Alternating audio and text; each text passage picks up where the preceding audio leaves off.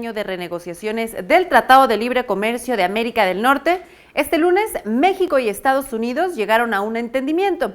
Así lo informó desde Washington el equipo negociador mexicano encabezado por el titular de la Secretaría de Economía, Ildefonso Guajardo, y el canciller Luis Videgaray. Guajardo señaló que el tratado comercial alcanzado con la Unión Americana no aceptó cuotas ni restricciones ni tarifas en el comercio y admitió que los temas álgidos en el proceso tuvieron que ver con la resolución de controversias y con el futuro del acuerdo.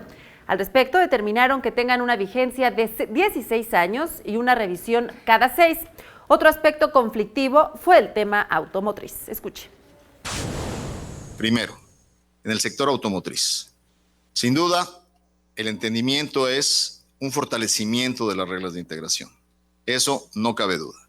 Habrá hoy mayor requerimiento para que hagamos más cosas en América del Norte.